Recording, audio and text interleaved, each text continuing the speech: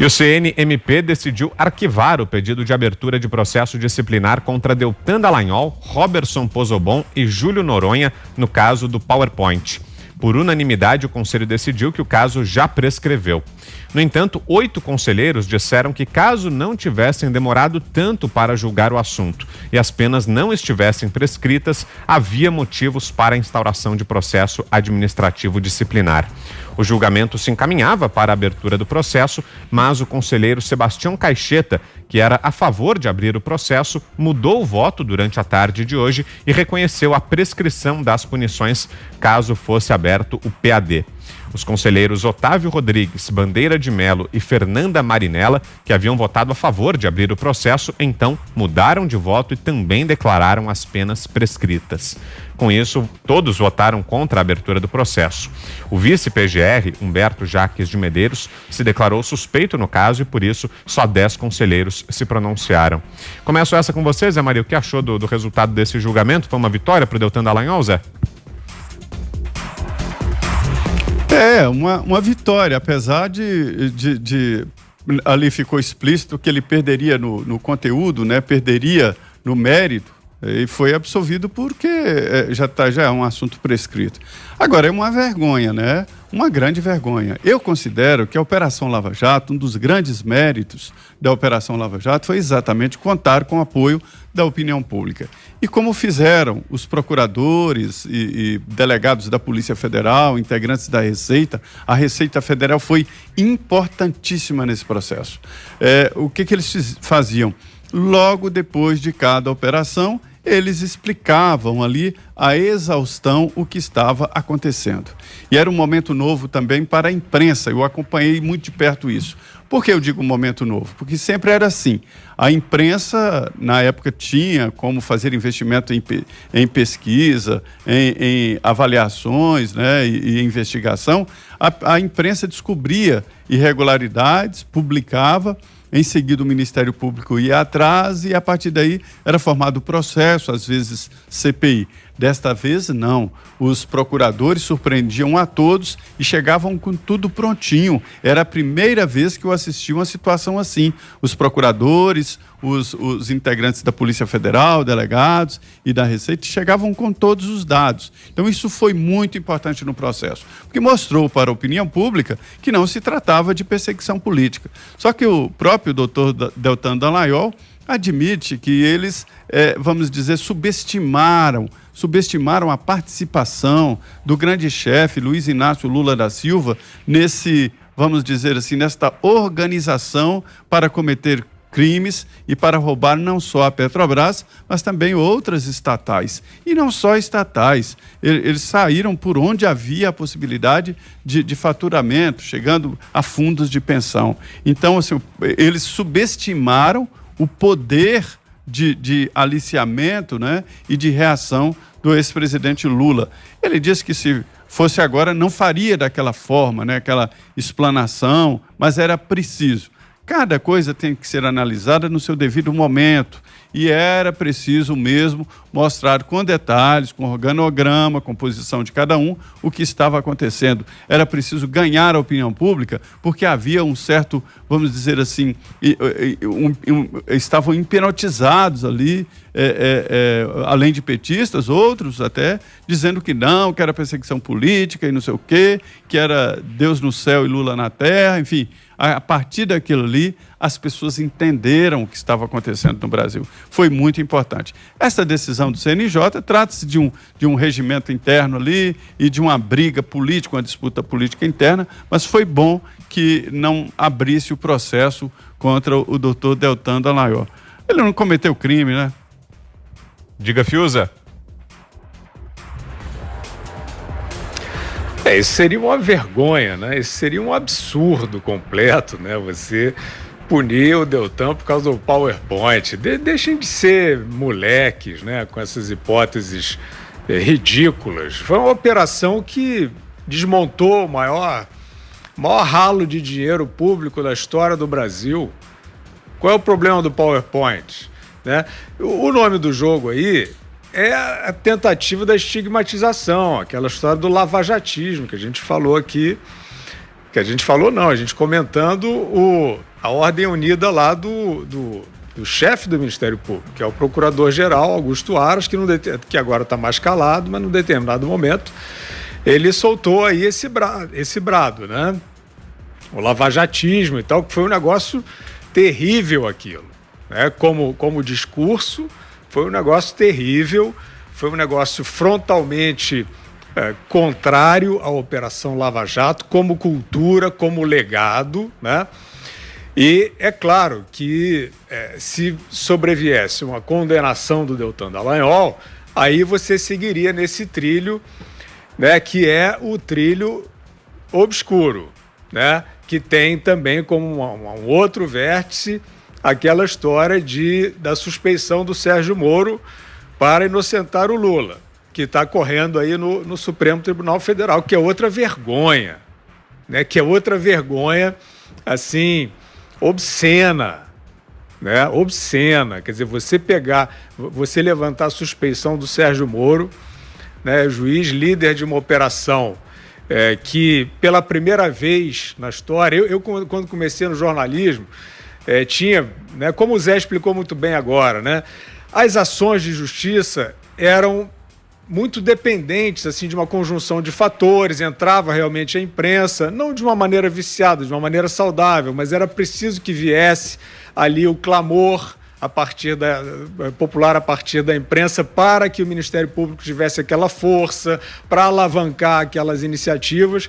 E como o Zé explicou, a Lava Jato rompeu com isso. A Lava Jato foi uma força-tarefa que teve uma completa autonomia, que montou muito bem os seus processos, seus inquéritos, as suas diligências, os seus processos, né? E por isso ela foi muito bem sucedida.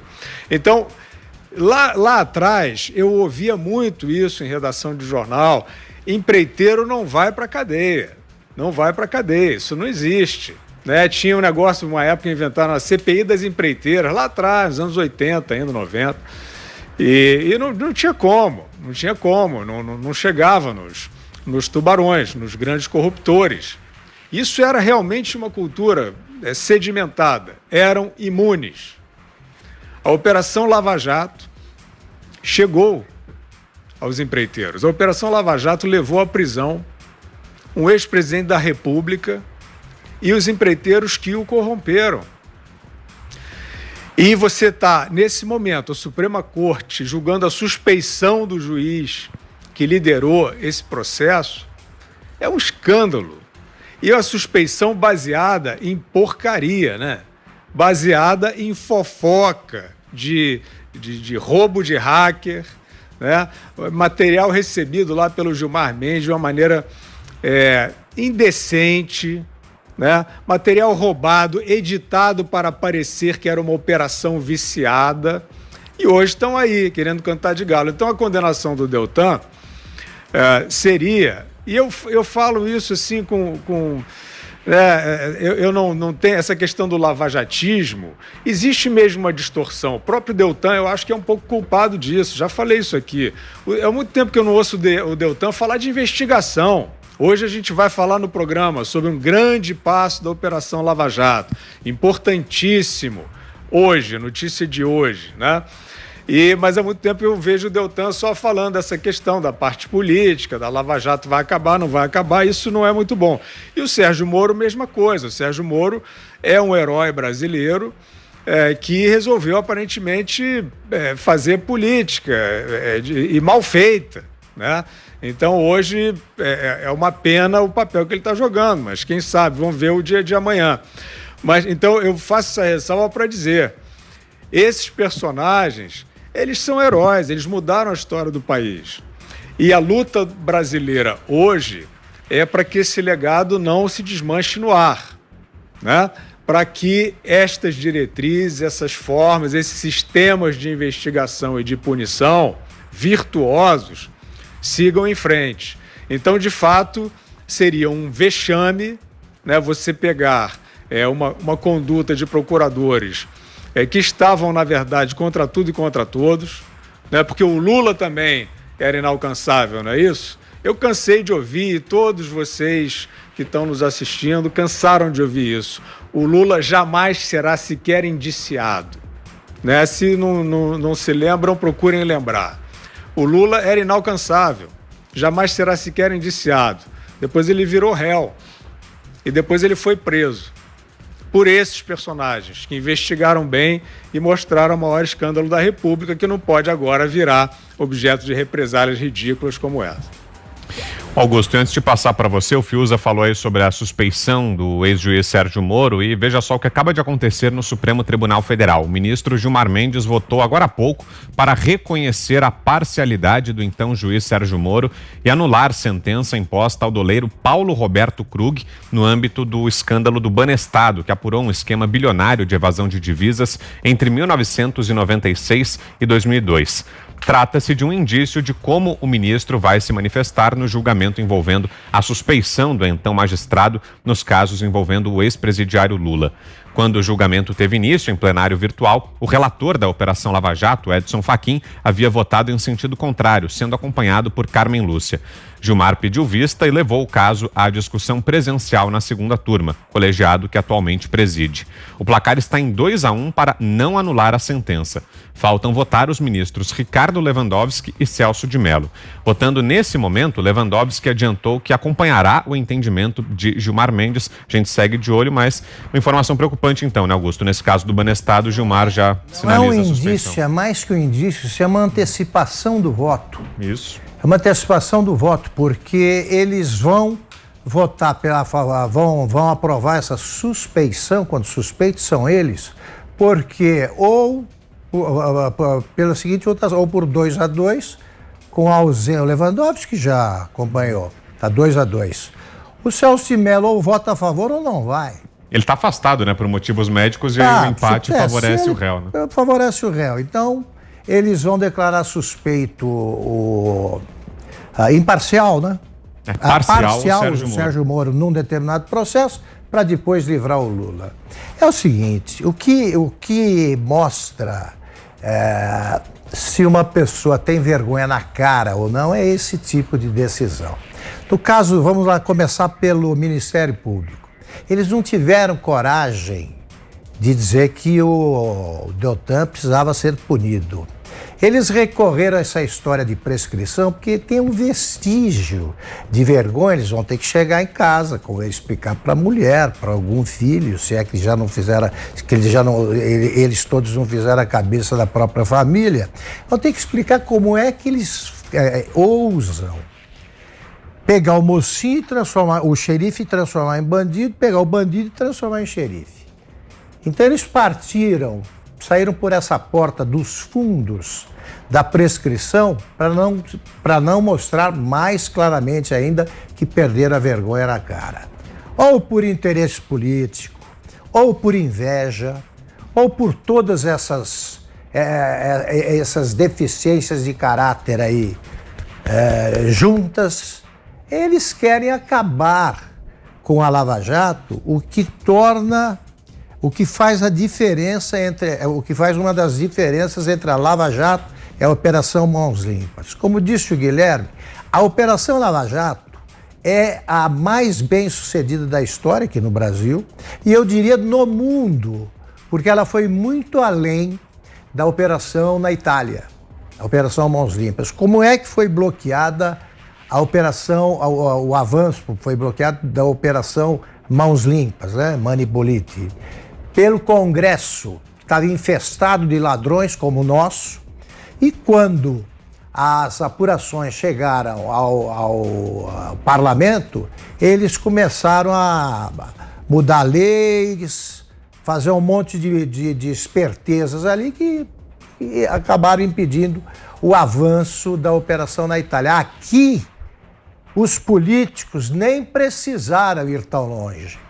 Eles têm manifestado de minuto em minuto a sua ojeriza à Lava Jato. Mas o próprio Judiciário e o Ministério Público juntos estão tratando de segurar, de desmoralizar a Operação Lava Jato, que é o melhor momento da justiça brasileira até agora e do Ministério Público. Esses que julgaram o Deltan Dallagnol não têm vergonha na cara de fazer isso, porque eles são contra o que o Ministério Público sempre reivindicou até conseguir na Constituição de 88, que o Ministério Público trabalhasse mais efetivamente na fase da investigação, corretamente e também copiando uma das fórmulas, um dos trunfos, né, assimilando um dos trunfos da Mãos Limpas, eles intensificaram o contato com os meios de comunicação para que o povo soubesse o que se passava. Faz parte desse esforço o tal PowerPoint, que disse a verdade, o Lula era o chefe da quadrilha, alguma dúvida? O Gilmar Mendes votaria pela absolvição do Lula se ele estivesse no lugar do Sérgio Moro? Claro, ele não é juiz, ele é um político, ele age segundo interesses políticos e beneficia amigos. No momento ele está empenhado em atropelar tudo o que há de decente na justiça para livrar o Lula da cadeia definitivamente. Ele já ajudou a livrar com a história da votação, da prisão em segunda instância, com a anulação da possibilidade do começo do cumprimento da pena depois da segunda condenação. E eles querem fazer isso, quer dizer, a justiça brasileira, entre várias aspas, está impedindo que se faça a justiça que a Lava Jato fez. A Lava Jato não prendeu um inocente. Não há um único preso da Lava Jato que possa dizer que foi vítima de um erro judicial. Eles devolveram o dinheiro. E agora vamos dizer que o parcial foi o Sérgio Moro. Então foram parciais também os desembargadores dos tribunais, os integrantes dos outros tribunais superiores que condenaram o Lula no mesmo processo. Todos os juízes que condenaram, eles são imparciais, eles são parciais. E o imparcial é o amigo do Aécio Neves, é o amigo do Silval Barbosa, é o Gilmar Mendes. Quer dizer, o povo está vendo tudo isso de perto, né? E vai colher o que está plantando, vão colher o que estão plantando os integrantes do Ministério Público covardes e os juízes do Supremo Tribunal Federal que não merecem a menor confiança e nenhum respeito dos brasileiros honestos.